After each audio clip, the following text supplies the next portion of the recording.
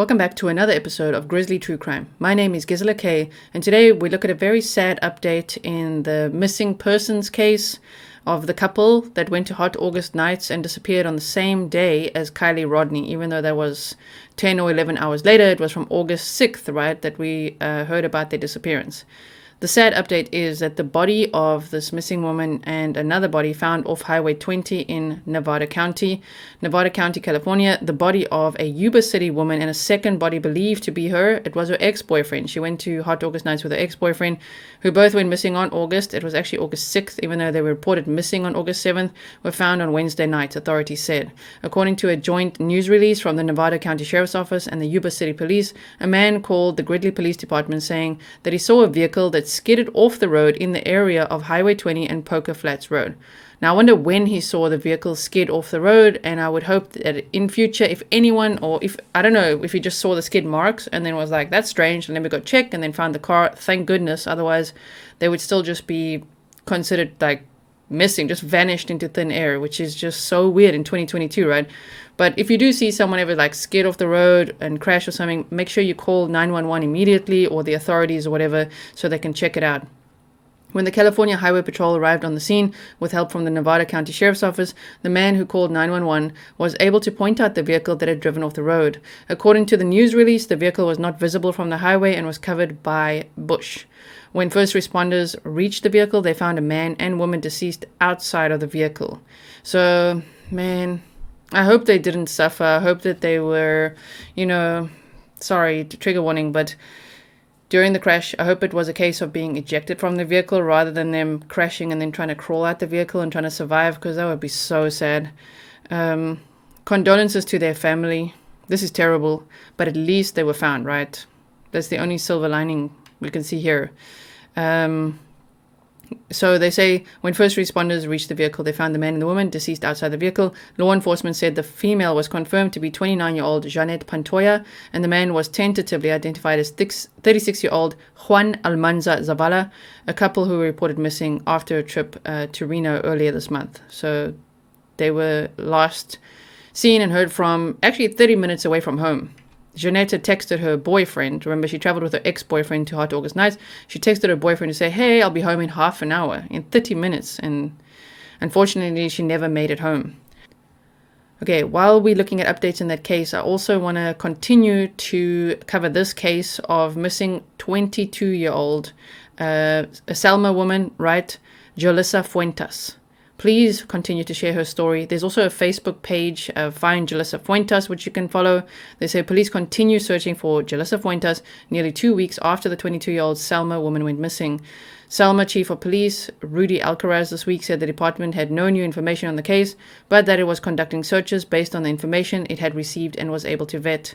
We are continuing to compile digital data and working with partner agencies to ensure we are being efficient with our resources, Alcaraz said.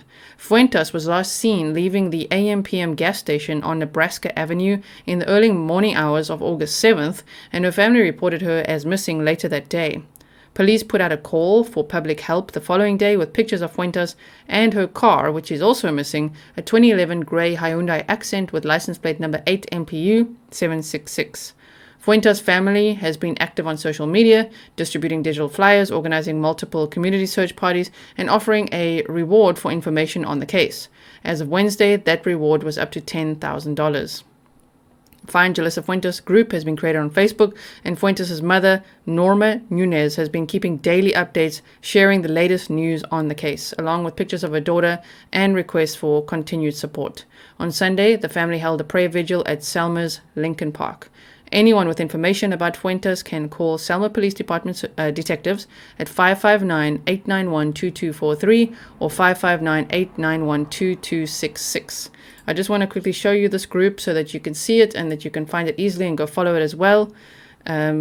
Here we go. We've got Find Jolissa Fuentes. There's pictures as well. When she was last seen, she hung out with some friends. At 3 a.m., Jolissa came home, but ended up leaving to go buy something.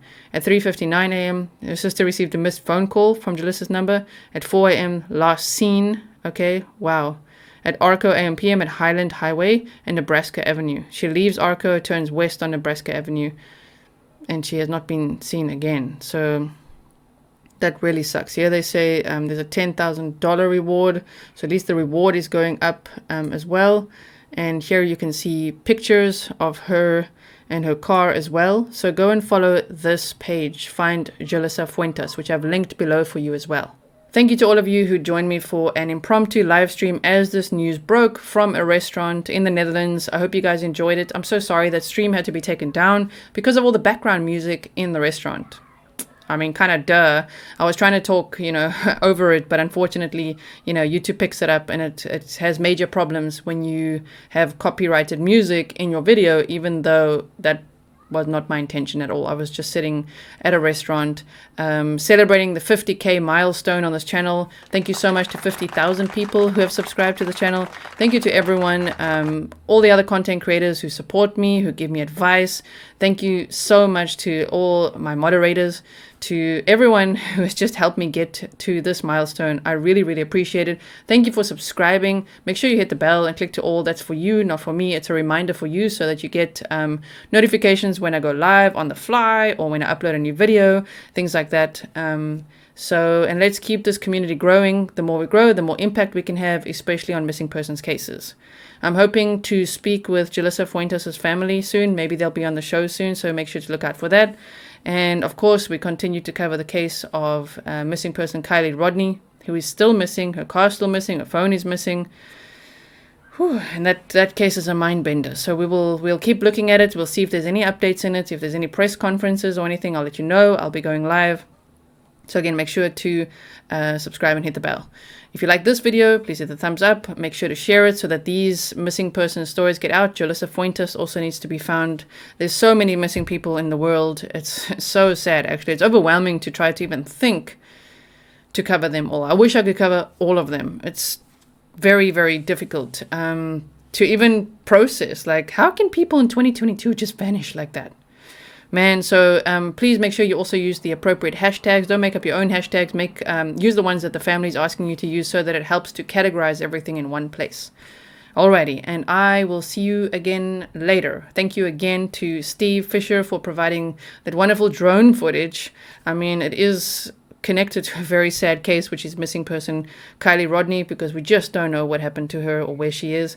But the drone footage helps a lot to be able to see the area, in that way, rather than Google Maps or Google Earth. We can actually see literally what it looks like right there, and it helps us understand the area and what may have happened just a little bit better. So thank you so much for watching, and I will see you again soon.